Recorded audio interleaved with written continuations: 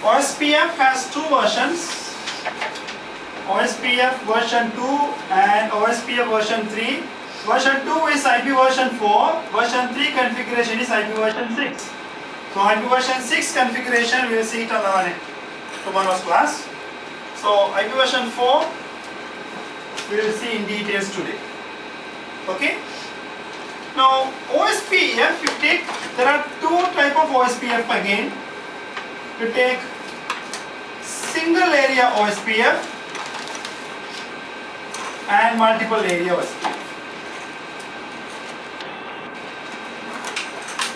Okay. Now single area is nothing but you have an area where you connect some routers. Okay. While you are configuring, you are just saying, mentioning a single area. For example, area 1. Okay. This can be a single area OSPF, or it can be area 0. This can be a single area OSPF.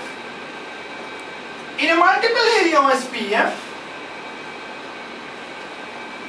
you are connected with multiple areas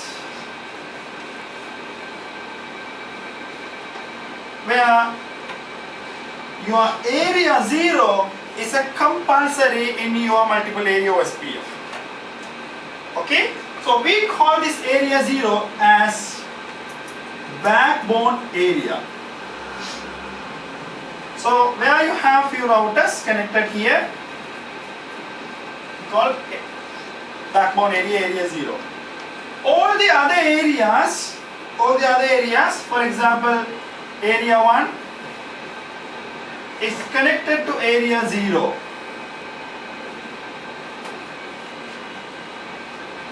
Okay, so this assume this is area 2.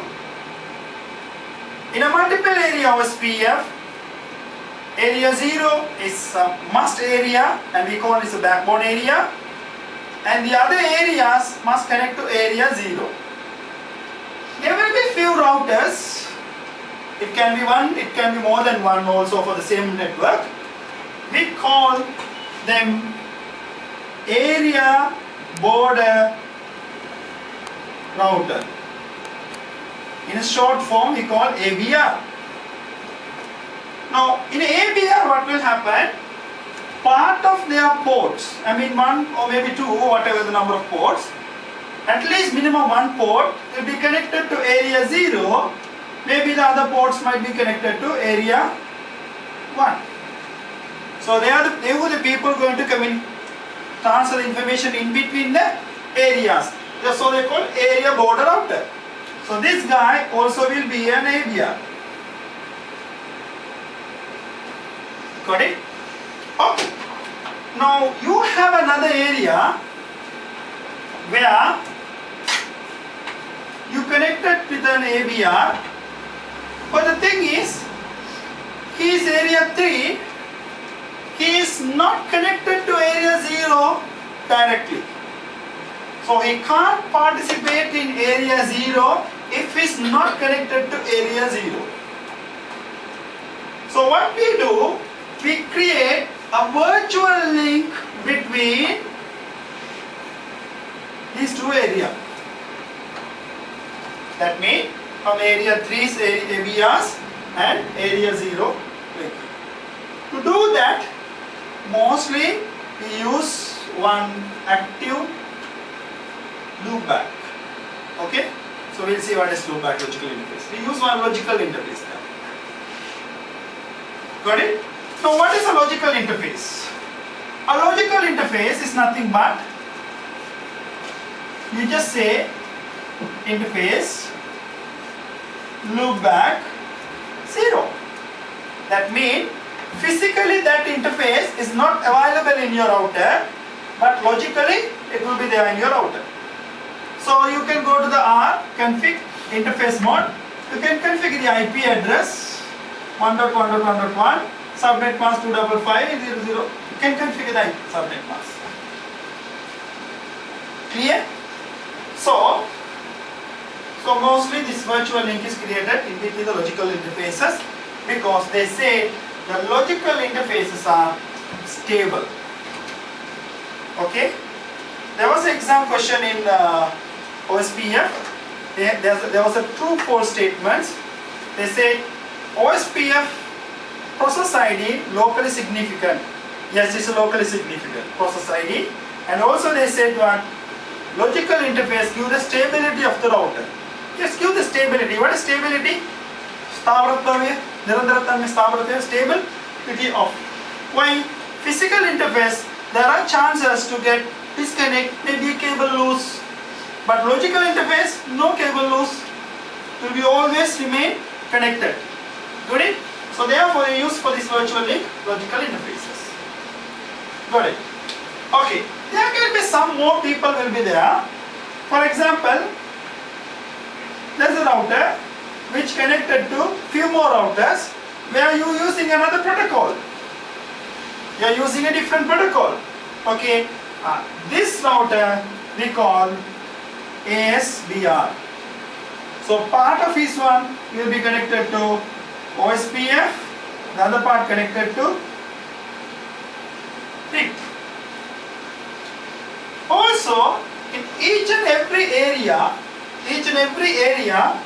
there will be someone called DR and a BDR. Who is DR? DR is a designated router. BDR is a backup designated router. Now what is the role of them? Okay, what they will do? Now in OSPF we learn to send and receive updates. They use 224.0.0.5 and 224.0.0.6. These two IP address, multicast IP address they use to send and receive updates in OSPF. In RIP we learn 224.0.0.9. In EIGRP we learn 224.0.0.10. In OSPF it's two IP addresses, two multicast addresses, 005 and 006. Now why this 005 and 006? If you take a scenario like this, assume this is a switch, there are routers connected. Okay, so this one is 10.1.1.1, this one 10.1.1.3, 10.1.1.100, 10.1.1.50, 10.1.1.10, 10.1.1.20. Now what happened in this scenario? Okay, each and every person will send the update to DR. Now who is the DR? The DR, there will be an election for the DR. What will be the election? In that election they will choose who has the highest router ID. Who has the highest router ID? He will be the DR. To get the highest router ID, now what is the router ID? In a router, highest active port will be a router ID. For example, this one is 30.0.0.1, this one is 20.1.1.1, 10.1.1.1. In this case, if assume that all three ports are active, if all three ports are active, this 30 will be your router ID. That means to router identification router ID.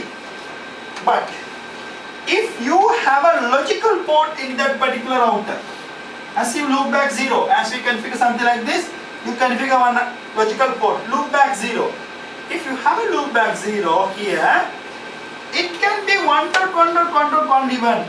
But if you have a loopback, that loopback will be your router ID. So now the router ID will be this one. Even though he has the highest router ID, even though he is active also, highest router ID will be loopback. If you have more than one loopbacks, logical one, if you have more than one loopback, what will happen? The highest loopback will be your router ID. Highest active port, or if you have a logical port, or if you have the highest logical port. So they will, by that you will get the router ID. So after this election, each and every router going to have their router ID. So these are the router IDs. Okay. So in this case, what happened? Who is the highest router ID here? He is the router ID here because he has 100. If his router ID, highest router ID, what happened? All these people, all the others, if they have any changes, in themselves, what happened? They will send those informations to whom? To the router ID and to the backup DR. Sorry, to the designated router, sorry. Who has the highest router ID? He will be the designated router. So they will send to the designated router. They will send to the backup designated router as well. Who is the backup designated router? The second highest. He has 100, he has 50. Got it? So they are sending to two people. They are sending two people. It's not a unicast. It's a multicast. So while they are sending the informations, they use 224.0.0.0.5. Okay? So that DR will get the update, as well as BDR also will get the update. Get it? Then DR, after he got the update, he will flood the updated information to the others. If any changes happen here, he will update to DR and to the BDR. One copy to DR, one copy to BDR. If DR fails, what happened? BDR will become the DR, designated router. And again, there will be another election for whom? For BDR. If DR got updated, what happened? Again, he will be the DR. Okay, that chances are there. So there are so many commands are there. Okay, clear IP OSPF process, and you can do those things. Re-elect elections and can down. Sorry. Clear, guys? So what is DR? What is BDR? So what is router ID? How to elect a router ID? What's the function of the DR? What's the function of the BDR? And why we need 224.0.0.5 and 2.0.0.6? Got it? So update DR and BDR records. Update DR and BDR records. We call O records. O records mean all area records. All area records. We call them is this all area record LSA type 1 and LSA type 2. The running state acknowledgement types are there, LSA type 1 and LSA type 2. Now this DR, once he updated, he will also update the information to whom? To the area border router. If DR updated, he will update the information to area border router. So area border router will send the message to the other area. So if you receive any information from the other area, those records you will be able to see as OIA. Okay, we call this LSA type 3 and 4. Any questions to ask so far? Any issues? Single area, multiple area, backbone router, backbone area, ABR, ASBR, okay, O record, OIA record, DR, BDR, router ID elections, loop back, how to create loop backs. Okay, second item.